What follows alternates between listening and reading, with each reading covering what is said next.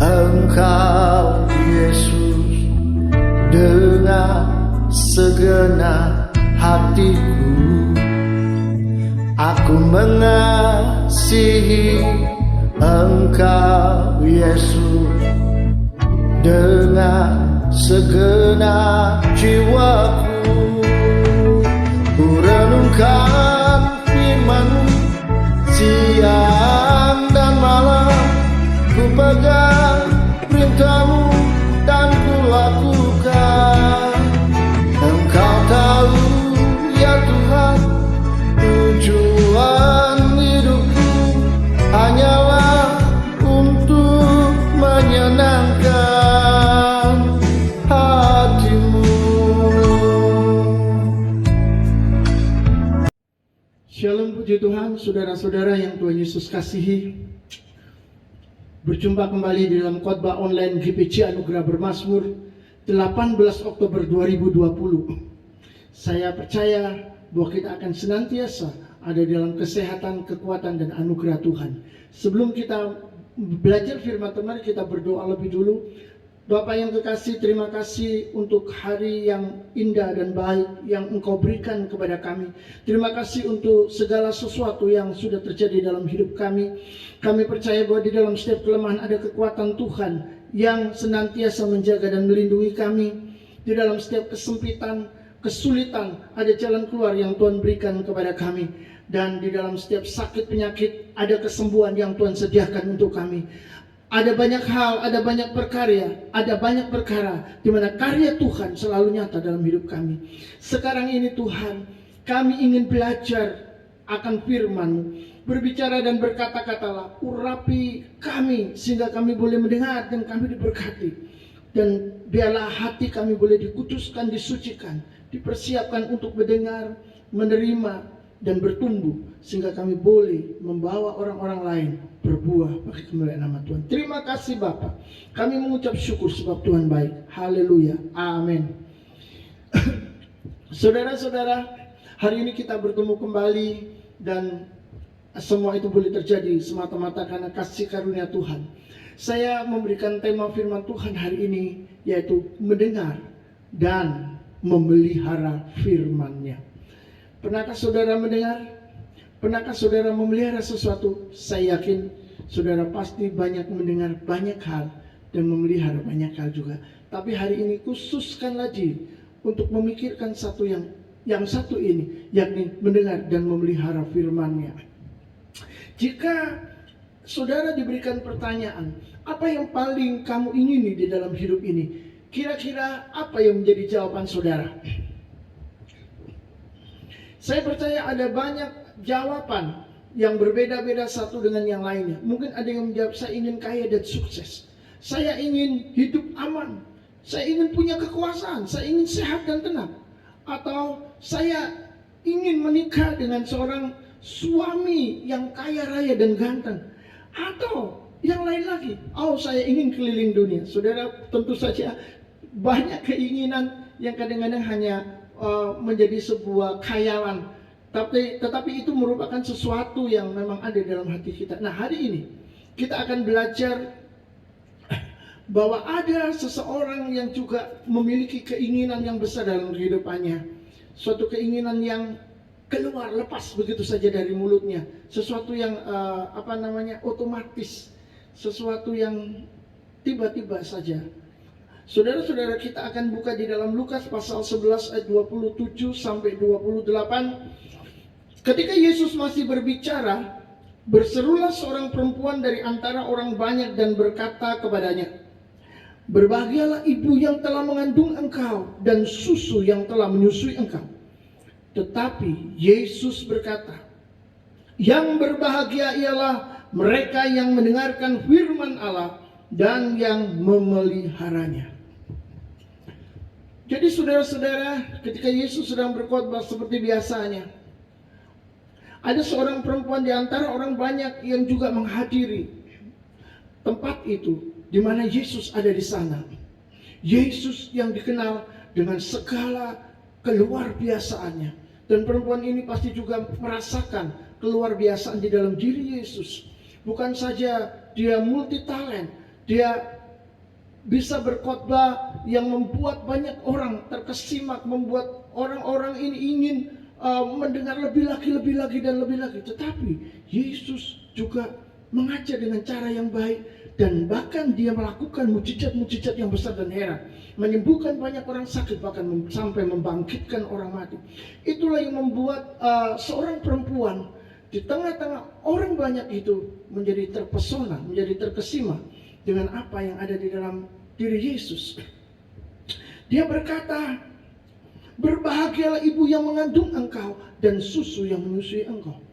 Saudara-saudara, tersirat dari kata-katanya itu bahwa dia sebenarnya juga ingin sekali bisa memiliki Yesus, menjadi seperti ibu Yesus. Kira-kira begitu. Alangkah bahagianya.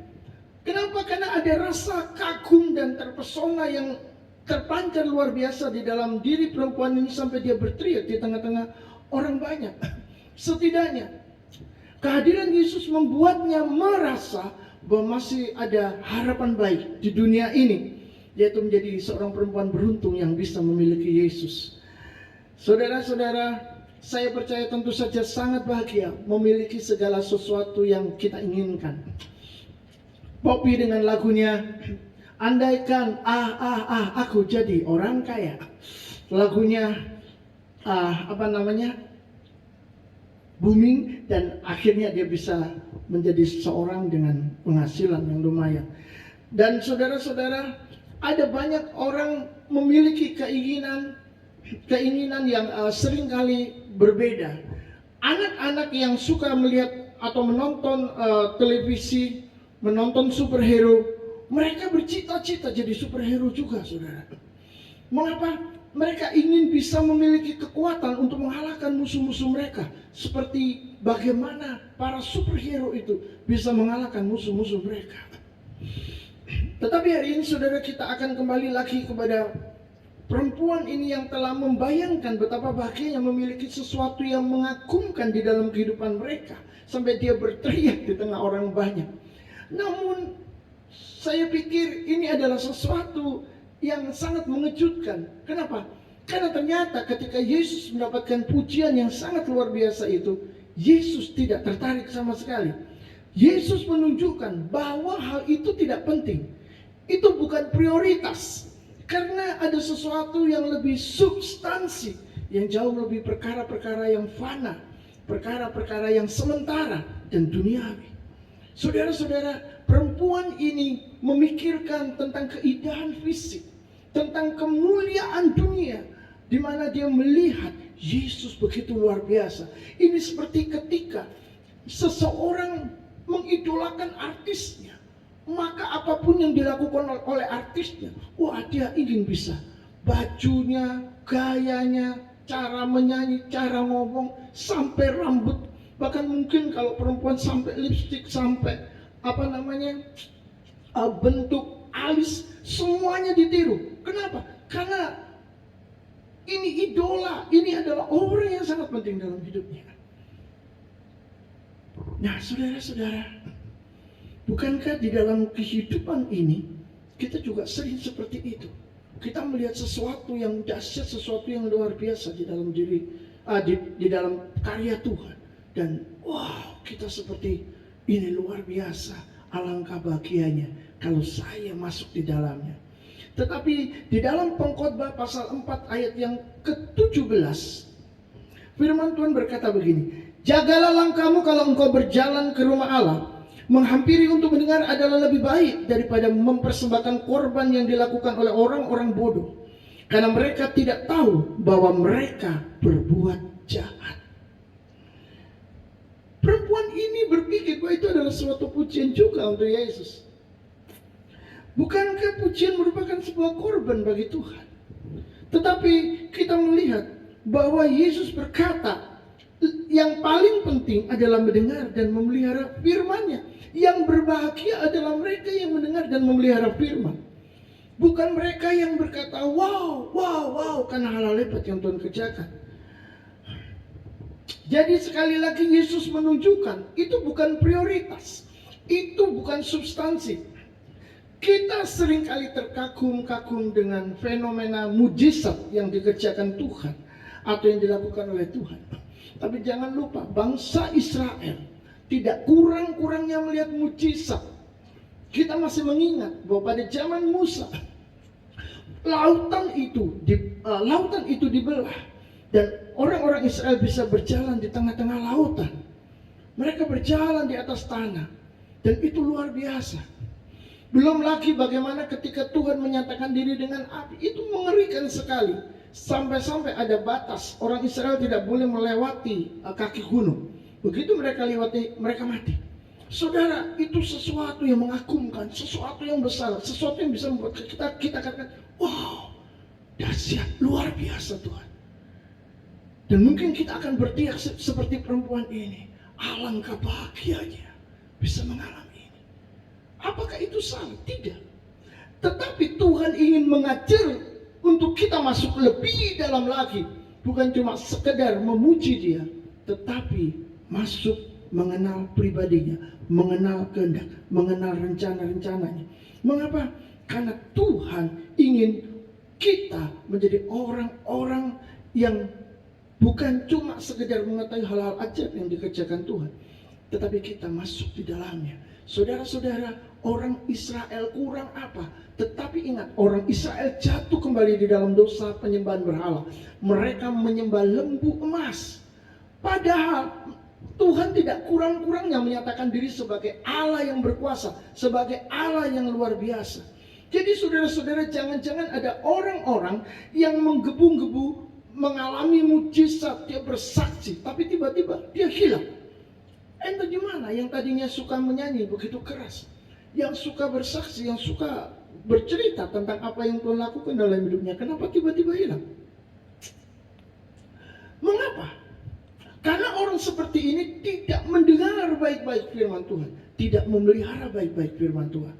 Mari kita terapkan ini kepada diri kita. Kalau kita tidak mendengar baik-baik, kita tidak memelihara baik-baik firman Tuhan, kita pun juga akan sama seperti perempuan ini. Kita juga akan sama seperti orang-orang yang meninggalkan Tuhan, seperti bangsa Israel yang justru malah akhirnya menyembah berhala karena itu sudah terlalu ekstrim. Saudara, ini seperti seorang anak yang seringkali kagum dan terpesona kepada sang papa yang sedang memberikan kepadanya mainan super mahal, super bagus, super cantik, super mewah, dan super indah. Wow, pasti senang sekali menjadi seorang anak dibelikan mainan-mainan yang luar biasa oleh sang papa. Tetapi jangan lupa, ada satu hal yang seringkali terjadi di dalam kondisi seperti ini. Anak-anak telah dibelikan mainan. Tetapi mereka ternyata cuma sampai di situ saja, tidak melanjutkan kepada hubungan yang lebih dekat, lebih intim, dan komunikasi yang lebih intensif. Mereka tidak mendengar nasihat dan menyimpan nasihat sang papa dalam hatinya. Saudara-saudara, saya sangat percaya bahwa sang papa pasti tidak ingin anaknya cuma sayang dan suka, sangat senang karena hadiah-hadiah yang diberikan. Yang papa inginkan dengan membelikan hadiah-hadiah yang super mewah, super mahal, atau yang super bagus, atau yang terbaik lah, adalah supaya sang anak sayang dan cinta kepadanya, semakin suka kepadanya. Begitu pula Tuhan ketika Dia ingin kita mendengar dan memelihara firman-Nya, adalah supaya kita menyukai Dia, dan bukan cuma berkat-berkat yang diberikan, bukan cuma pemberian-pemberian dari Tuhan untuk kita. Dengar baik-baik hari ini, bahagia itu sederhana. Bahagia itu adalah mendengar dan memelihara firman Tuhan. Berbahagialah mereka yang mendengar dan memelihara firman-Ku. Di dalam Mazmur pasal 1 ayat 1 sampai 2, firman Tuhan berkata, berbahagialah orang yang tidak berjalan menurut nasihat orang fasik, yang tidak berdiri di jalan orang berdosa, dan yang tidak duduk dalam kumpulan pencemooh, tetapi kesukaannya ialah Taurat Tuhan, dan yang merenungkan Taurat itu siang dan malam. Jadi saudara, mendengar dan memelihara firman Tuhan juga ditulis di dalam Mazmur pasal 1 ayat 1 sampai 2, sudah disampaikan pada saat itu. Jadi pertanyaannya adalah, apa maksud perkataan Yesus sebenarnya? Yang pertama, kita perlu tahu bahwa firman Tuhan itu bukan cuma sekedar tulisan, tapi firman itu bersifat kekal. Inilah yang membuat Tuhan katakan, kalau engkau cuma tertarik dengan pekerjaan-pekerjaan hebat, mujizat-mujizat dahsyat yang aku lakukan, itu hanya sementara. Tapi kalau engkau mendengar dan memelihara firman-Ku di dalam hatimu, itu kekal. Saudara-saudara, di dalam Yohanes pasal 1 ayat 1, firman Tuhan berkata, pada mulanya adalah firman. Firman itu bersama-sama dengan Allah, dan firman itu adalah Allah. Berarti firman itu memiliki sifat yang kekal, yang tidak bisa mati hanya karena sesuatu.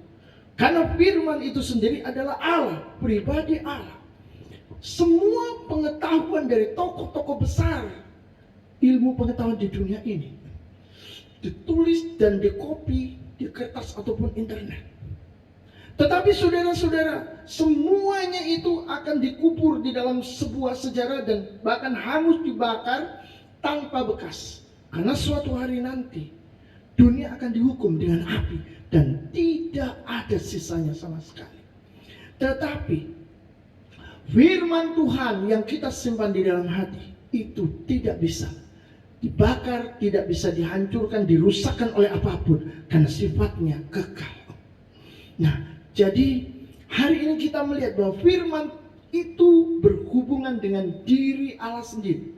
Kalau firman Tuhan itu berhubungan dengan diri Allah, maka firman itu sendiri memiliki kuasa. Kuasa untuk mencipta, kuasa untuk menggerakkan, kuasa untuk mengubah sesuatu, kuasa untuk melakukan sesuatu.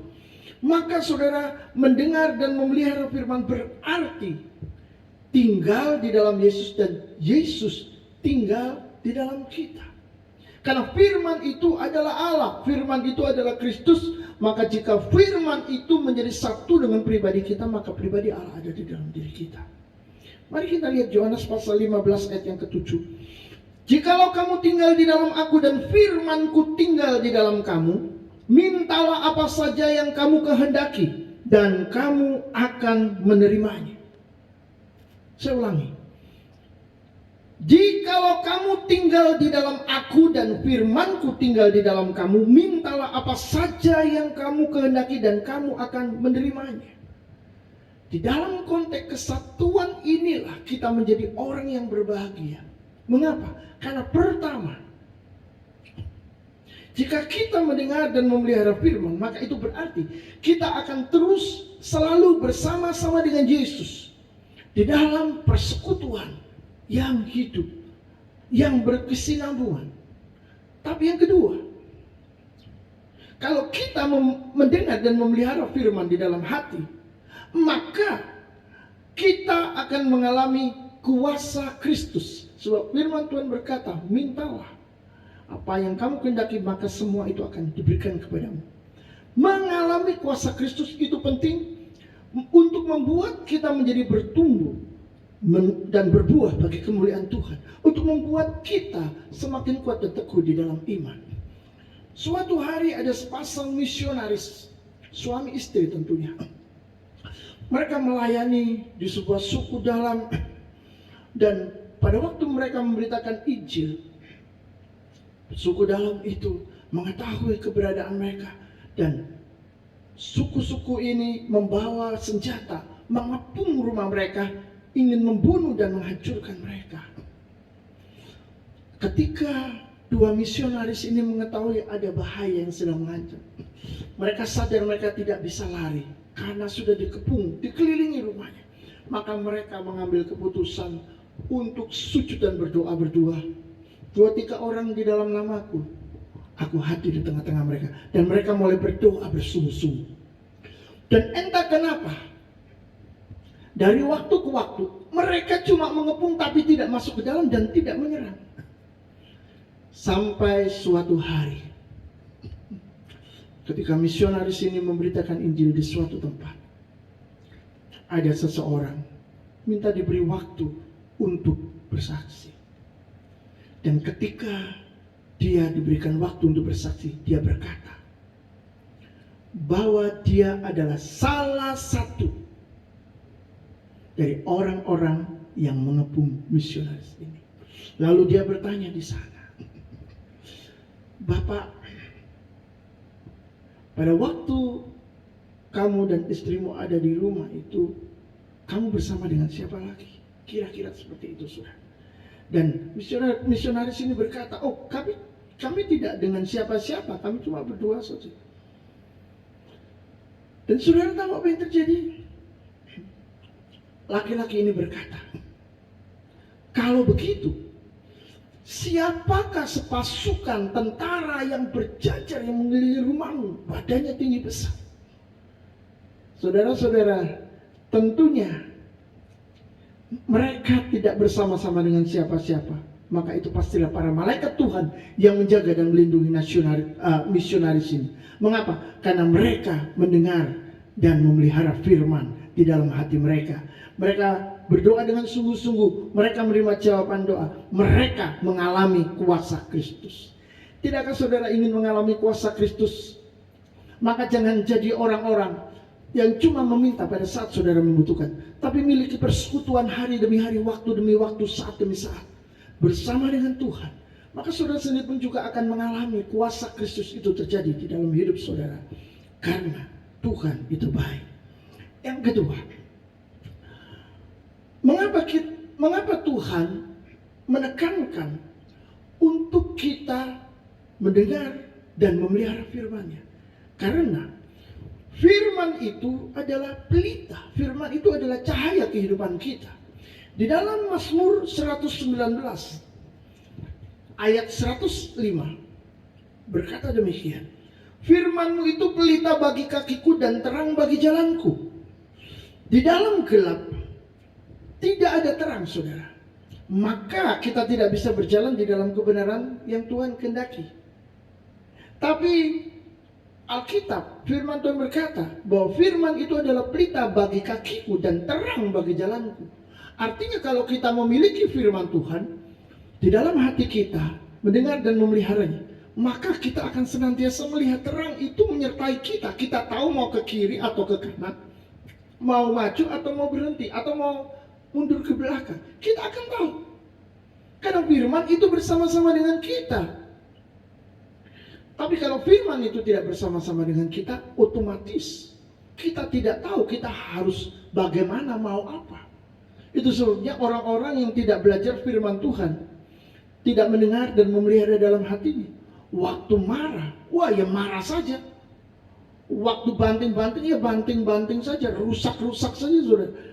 Tidak ada pengendalian diri, tidak ada kontrol untuk emosi. Kenapa? Karena firman Tuhan yang berkata, jika kamu marah jangan sampai matahari terbenam. Itu tidak ada di dalam pikirannya, tidak ada di dalam hatinya. Saudara-saudara, kita harus membaca, menghafal, merenungkannya siang dan malam. Jadi saudara-saudara, adalah sangat penting bagi kita untuk mengetahui bahwa firman itu menjadi pelita di dalam kehidupan kita, dan firman itu menjadi penerang jalan kita. Itu yang membuat kita senantiasa aman.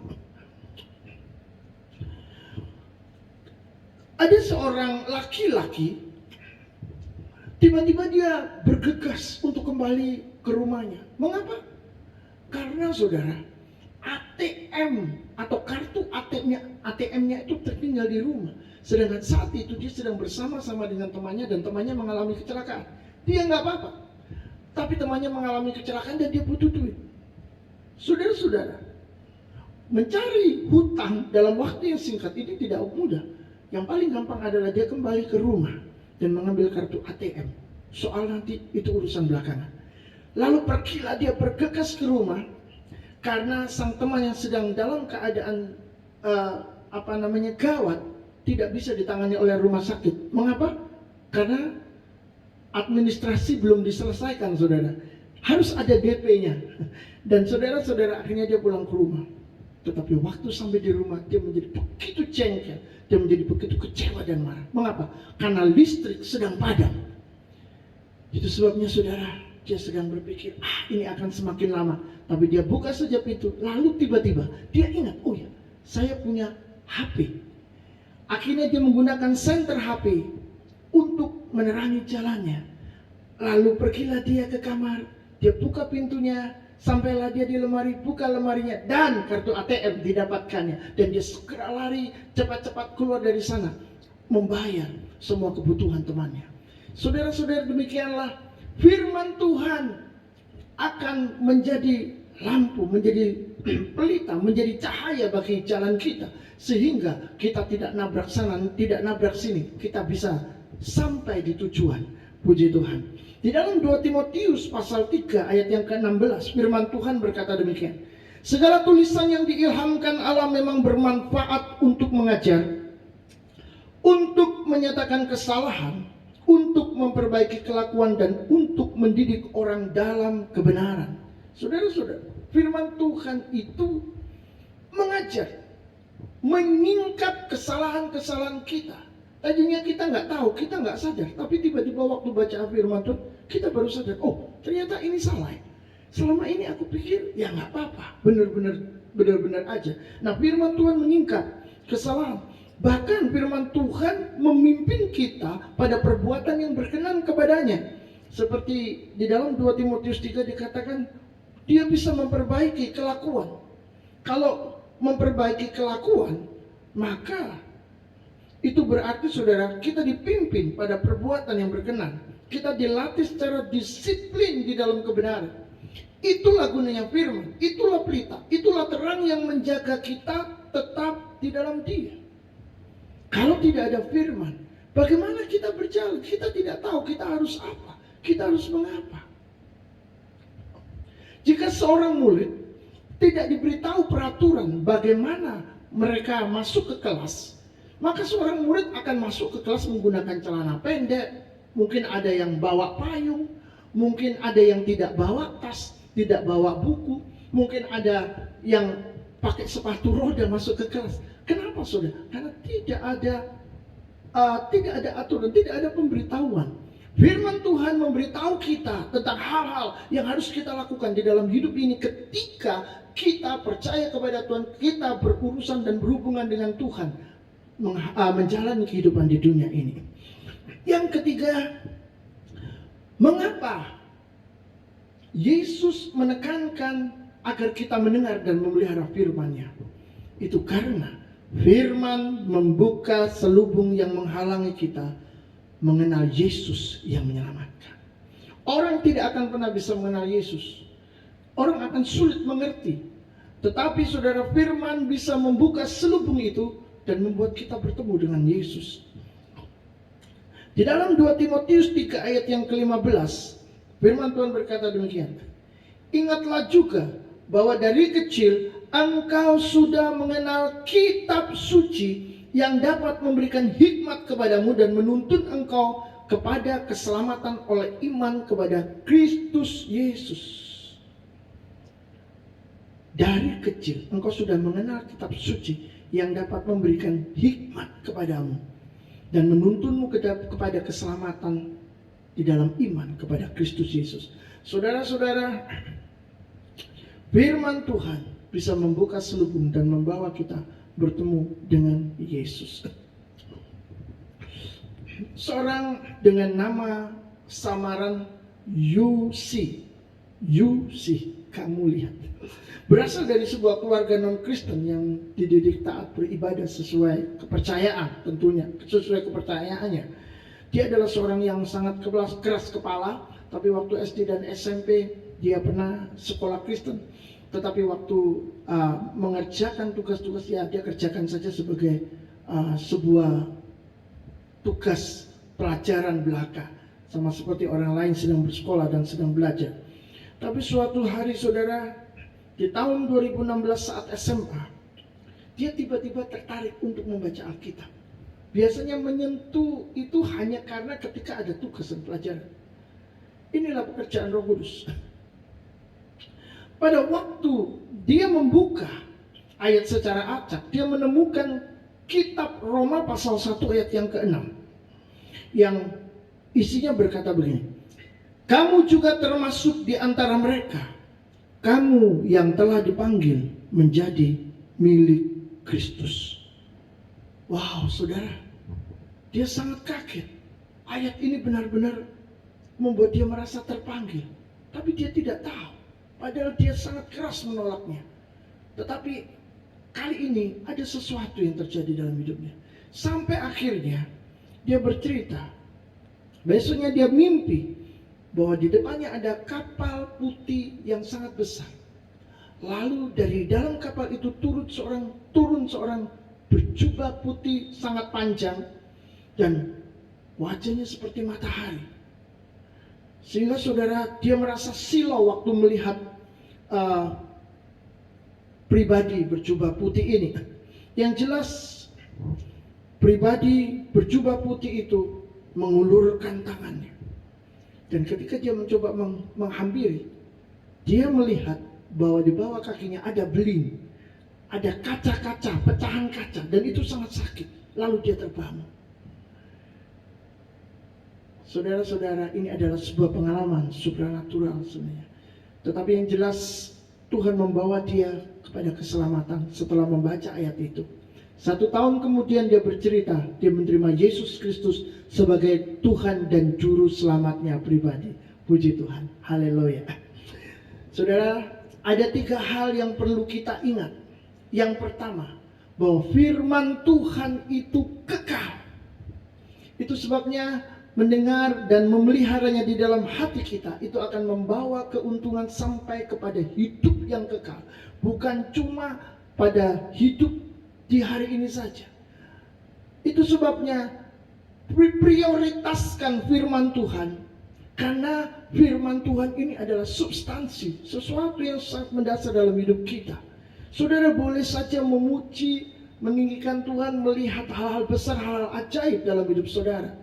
Tetapi saudara, untuk setiap hari saudara membutuhkan firman-Nya untuk terus berinteraksi, bekerja di dalam diri saudara, sehingga saudara memiliki hubungan dengan Kristus dan saudara menikmati kemuliaan itu. Yang kedua, firman itu adalah pelita jiwa. Jadi jangan abaikan jika ingin tetap hidup di dalam terangnya. Yang ketiga, yang terakhir, firman mempertemukan kita dengan Kristus dan membawa kita masuk di dalam keselamatan melalui iman. Kalau saudara-saudara hari ini diberkati dengan firman Tuhan, biarlah saudara bersyukur, memuji dan berdoa dan membagikan pengajaran firman Tuhan ini kepada mereka yang merindukan persekutuan bersama dengan Tuhan. Tuhan Yesus memberkati.